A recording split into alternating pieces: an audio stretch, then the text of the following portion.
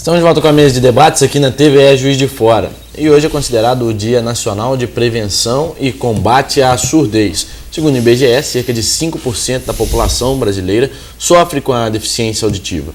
E hoje aqui na mesa de debates você vai conhecer quais as principais causas da surdez e como se prevenir.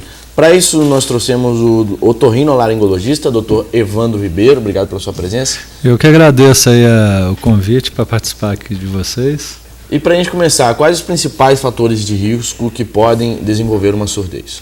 Bom, nós temos vários tipos de fatores. O que eu vejo, principalmente a gente que tem mexido muito com um programa da saúde auditiva, que é direcionado principalmente à deficiência auditiva, nós tivemos aí um período que agora está conversando com as campanhas de vacinação. Eu vejo lá, por exemplo, muita questão da rubéola neonato. Então a gente tem crianças aí com deficiência auditiva causada pela rubéola, que agora está fazendo as campanhas de vacinação.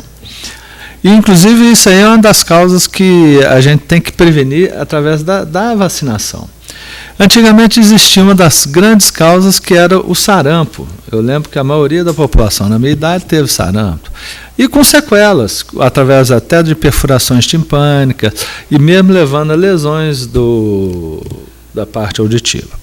Logicamente que nós temos vários tipos de patologias que podem levar à perda auditiva. Até, inclusive, as doenças metabólicas, como, por exemplo, a diabetes, é uma das causas que, com o passar do tempo, vai lesionando o ouvido interno através das vasculopatias, como, por exemplo, a pessoa começa a ter problema nas extremidades, pode, às vezes, até amputar alguma parte dos membros, pés, e também vai lesionando o ouvido. Então, através até principalmente das campanhas de vacinação que a gente tem visto aí, através da vacinação com sarampo, mesmo a cachumba, que é outra causa que eu vejo, muito causa de surdez, principalmente em crianças e jovens, e é uma das causas principais na nossa região, descartando aí, lógico, as doenças hereditárias. Hoje a gente vê também os jovens que um uso abusivo de aparelhos eletrônicos no ouvido, que às vezes você está sentado numa sala de espera ou mesmo num ônibus, o jovem está do lado ouvindo um som, você está ouvindo o que ele está ouvindo. Então isso leva a lesão direto lá para dentro do ouvido interno. Inclusive, isso é uma das coisas que eu quero salientar, que a gente tem que haver até uma campanha contra isso, porque o uso, vamos dizer ali, por bastante horas ali intenso, com um som muito alto, a gente vai ter uma geração de deficientes auditivos aí no futuro.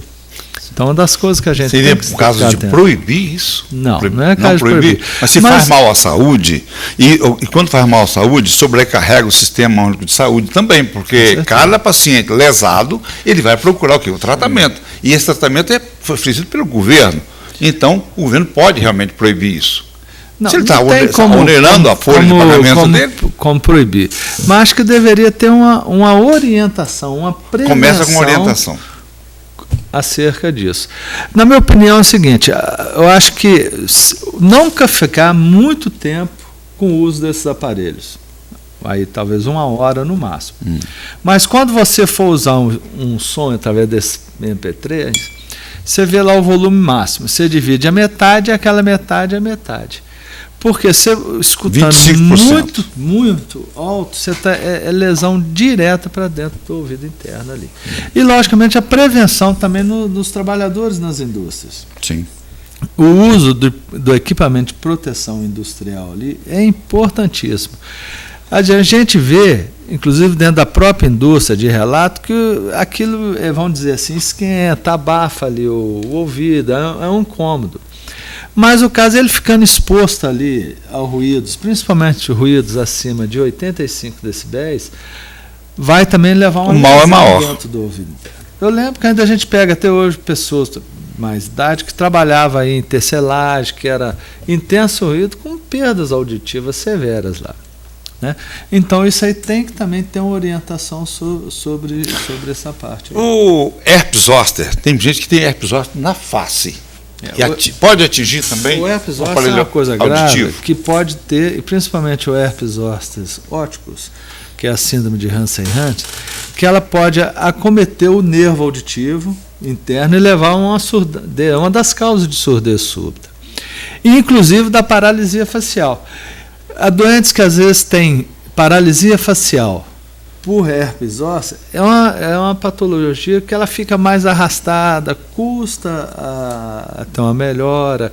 Às vezes a gente vê ali que fica 6 meses, 8 meses fazendo tratamento, e às vezes nem sempre ela tem uma regressão completa. E pode acometer também o ouvido interno, que é uma das causas de perda auditiva através do irreversível. Irreversível. Evandro, até porque eu queria voltar à questão do fone de ouvido, porque quando você vê aquele jogador de futebol, né, com aquele bonezinho virado para trás, né, a aba reta, você já está odiando. E com fone de ouvido, culturalmente isso já é um incentivo a essa cultura. Né? Sem falar na questão do menino lá que está mexendo com o seu celular hoje, quase um videogame privado, né, dentro do ônibus, também com fone de ouvido. Então, quer dizer, culturalmente só se muda às vezes com um bom marketing, ou com a evolução de alguma outra situação. Mas o que a medicina espera em relação ao Dia Nacional de Prevenção e Combate à Surdez? Ela destacar esses momentos, destacar essas situações, tratar um pouco de prevenção? Orientar a população primeiro com a prevenção. Hoje fala muito em prevenção. Né? Então, através dessas campanhas, pelo menos orientar a população, primeiro sobre a questão do uso de fone de ouvido. Não se deve ficar com aquele volume muito alto ali. Depois, a questão da vacinação.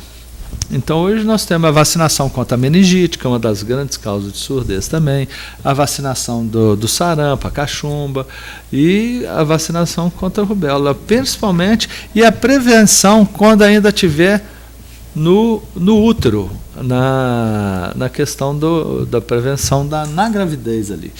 Então, através das vacinações, as mulheres vacinar contra a rubéola, para prevenir a questão da surdez, vamos falar assim, no futuro ali. Agora, eu permiti aqui fazer uma consulta, porque minha filha, de 13 anos, ela teve um problema justamente disso que o senhor está descrevendo. Ela usa muito o fone de ouvido, etc. Mas o problema dela não foi tanto o volume, porque isso eu controlo. Inclusive, o celular já tem um sistema que ele corta o som. E o médico, ela teve uma infecção bacteriana, e o médico diz o seguinte: a questão da ventilação, não é só o som. Isso tem algum...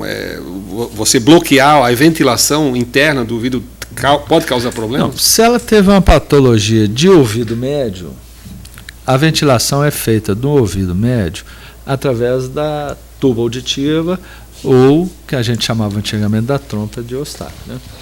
E através dessa tuba auditiva, ela sai exatamente na parte posterior do nariz. E muitas das vezes patologias de cavam o mesmo do nariz, como rinites alérgica, hipertrofias adenoidianas, com bactérias ali, pode levar através da tuba auditiva infecções por ouvido médio e levando a acúmulo ali. Inclusive, eu falo muito no consultório, eu friso muito a questão da mamada, que às vezes a maioria dá para as crianças a mamadeira deitado. E a mamadeira deitada, aquilo reflui para o ouvido, não é só para o ouvido, vai para o nariz, garganta, vai para brônquios, e levando a infecções de repetição do ouvido médio, que levam a perda auditiva, que pode levar a uma otite média crônica com perda auditiva severa no futuro. Eu queria, João, deixar até uma pergunta para o próximo bloco, porque o Dr. Evandro a gente conhece há muitos anos, inclusive virou referência nessa parte, né, de otorrinolaringologia, e a gente ia muitas vezes ali no consultório dele, ali no Subiu do Morro da Glória. Agora virou uma mega estrutura com internação, com cirurgia, né? Enfim, para ele falar um pouco das atualidades aí, tanto da clínica Evandro Ribeiro, quanto dos investimentos hoje da saúde em relação aos tratamentos mais insidiosos aí que a gente vê nos pacientes. Tá certo. Vamos falar para o intervalo, mas antes um recado para você. Você já imaginou se seu bairro fosse um time de futebol? Diário Regional não só pensou, como criou canecas personalizadas com escudos dos bairros de Juiz de Fora. É a promoção Bairros do Coração. Você junta 5 selos que vêm todos os dias nas páginas do diário e com mais R$10 você pode trocar pela sua caneca, como essa daqui. A minha hoje é do bairro de Lourdes. São 20 canecas de todos os bairros, de todas as regiões da cidade para você poder escolher.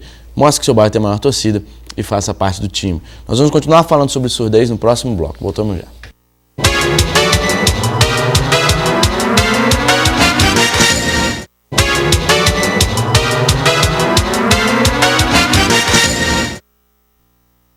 Debates aqui na TVE Juiz de Fora, hoje numa conversa com o otorrinolaringologista, Dr. Evandro Ribeiro. Hoje é Dia Nacional de Prevenção e Combate à Surdez. No último bloco, o professor Erickson havia mencionado sobre a questão das novas instalações da sua clínica e tudo mais. Que o senhor contasse um pouco mais sobre isso, né? O que o senhor oferece por lá?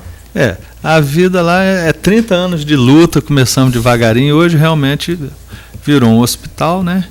E hoje nós temos lá um centro, nós somos um dos centros referenciados para a cirurgia do implante coclear, que até você falou que tem mais de moderna em termos de deficiência auditiva, que é a cirurgia do implante coclear, que eles chamam também muito de ouvido biônico, que através de uma microcirurgia a gente implanta um aparelho e a pessoa que tem uma perda severa ou profunda, aquele aparelho vai fazer a vez do ouvido dela, e até pessoas que é deficiente mesmo auditivo, que anos e anos, ou crianças que nunca escutou, começa a ouvir novamente. E hoje o que tem mais moderno aí, além da cirurgia do implante coclear, é a cirurgia das próteses ancoradas em osso, que a transmissão é feita através de vibrações pelo osso da calota craniana e leva um som perfeito para dentro do ouvido.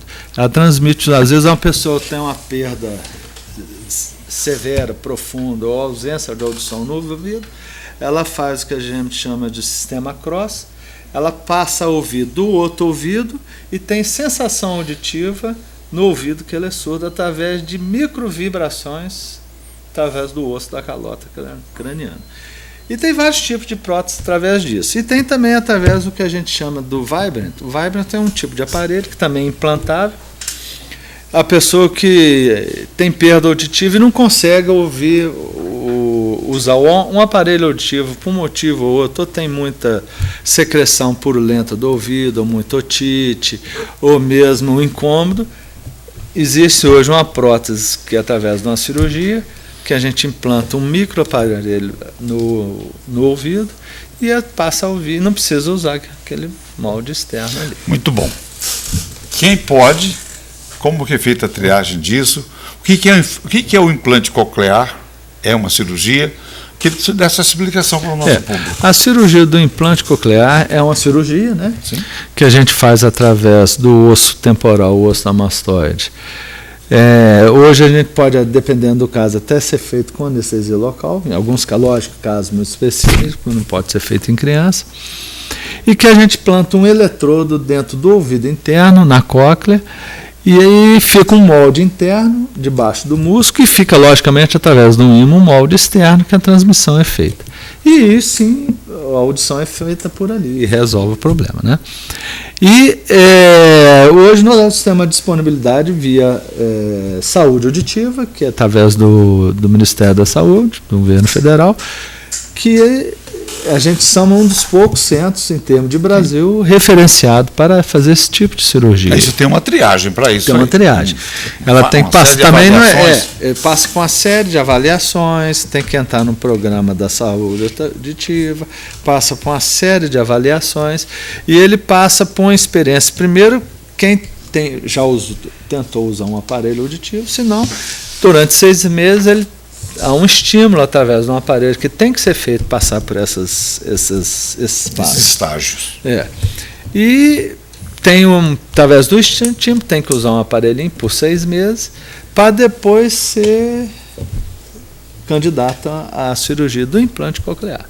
Mesma coisa através dessas próteses ancoradas no osso. Doutor, eu tenho uma curiosidade, se me permitirem aqui. Eu sou um comparativista. E nos Estados Unidos me disseram, não sei se o doutor Steca confirma, que os dentistas no Brasil estão entre os melhores do mundo. É verdade. E a razão não é tanto pela tecnologia, é pela prática. abundância dos casos. Enquanto que na Europa você tem uma saúde bucal muito boa, nos Estados Unidos, etc., aqui você tem uma calamidade. Depois do fluo na água, diminui um pouco. Como é que é a sua área, comparativamente? Você tem esse mesmo problema, ou seja, é tal a devastação nos ouvidos que vocês têm que ser bons, ou como é que é? Quando eu comecei minha vida profissional, há mais de 30 anos atrás, a gente via muita patologia em termos de ouvido crônico no ouvido. Porque naquela época não se tinha tanto acesso, nem existia tanta antibiótico, orientação, por isso que eu falei, a prevenção do tratamento. Então existia um monte de patologias, até com tumores de ouvido, que levam, inclusive, a perdas auditivas e a doenças graves, que pode até levar a meningite, encefalite. Antigamente, quando eu comecei, se via muito isso.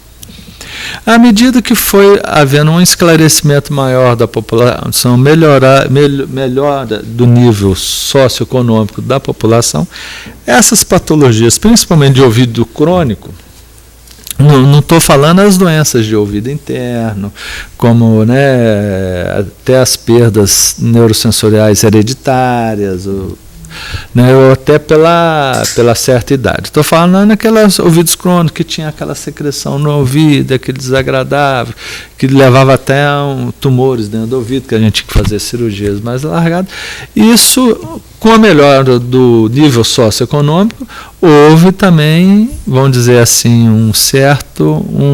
uma redução dessas patologias de ouvido.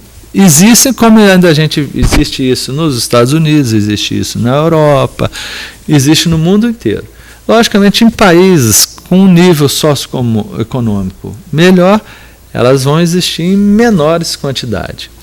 Mas ainda existem as patologias. Mas hoje, através de cirurgias, hoje estão usando muito, a gente também fazendo aqui, através de cirurgias endoscópicas do ouvido. E através da cirurgia endoscópica a gente tem condição de fazer uma cirurgia até mais conservadora. Que antigamente todas as cirurgias são microscópicas, o ouvido é tudo pequenininho, é milímetros ali que separa às vezes uma meninge, um nervo importante. E hoje patologias através de cirurgias endoscópicas associadas à cirurgia microscópica, que a gente conseguiu, vamos dizer assim, melhorar muito as técnicas cirúrgicas para isso. E cada vez mais conservadoras. Falou em evolução, o Brasil perdeu algumas coisas culturalmente, uma delas é na educação, a questão da puericultura. Né? Como é que lava as mãos, como é que limpa os olhos, a limpeza do ouvido. Né? Você pode falar um pouco para a gente da importância da limpeza do ouvido, como ela é feita? Porque muitas vezes acho que economizar ali no palinete, no cotonete, né? Ele vai, enfim, ganhar com isso. Você fala um pouquinho dessa limpeza? Como é que é? Eu ia dizer que o cotonete é uma ameaça também, né? Você tem que ter cuidado. Cotonete não se deve usar nunca. Na verdade, o cotonete é o melhor amigo do otorrino para dar o cliente para a gente, né? Porque o cotonete, o que ele faz? Ele, além de causar traumatismo, eu já vi casos de perfuração timpânica. Nossa. Pelo uso do cotonete. Às vezes a criança está lá, assim, vem o outro, esbarrou, lesionou o tímpano, lesões graves de tímpano. E além disso, ele empurra a cera lá para dentro. E a cera, ela não é sujeira, a cera é proteção do ouvido. É a única proteção que a gente tem. É até um óleo que vai lubrificar a pele, é tem anticorpo que vai combater as infecções, proteger até de agente externo, por exemplo, um bicho que entra dentro do ouvido, um inseto, uma coisa assim. Então, ouvido não se limpa, apenas a limpeza externa através de uma toalha após o banho, uma coisa assim. Dentro do ouvido, nada. A gente fala que o ouvido se mexe com o cotovelo, então não se mexe no ouvido. Não se pode introduzir nada, nem cabo de pente, tampinha de caneta, palitinho. Eu já vi gente com palitinho. Não pode, nada. Doutor Evandro, estamos chegando na reta final do nosso programa. Gostaria de agradecer a presença do senhor. Eu que agradeço a presença. Está com meus amigos aqui. Também agradeço a presença do cientista político, professor Orlando Lira. Muito obrigado. É um prazer. também nossos debatedores, professor Erickson, professor Steca. Muito obrigado, claro, pela sua companhia. Mesa de Debates volta amanhã, às 11 horas da manhã, ao vivo aqui na TVE Juiz de Fora. E você assiste a reprise deste programa de hoje às 7h05 da noite, logo após o Jornal da TVE, ou a qualquer momento, através do YouTube, pelo canal da TVE Juiz de Fora. Para você, uma ótima tarde e até amanhã.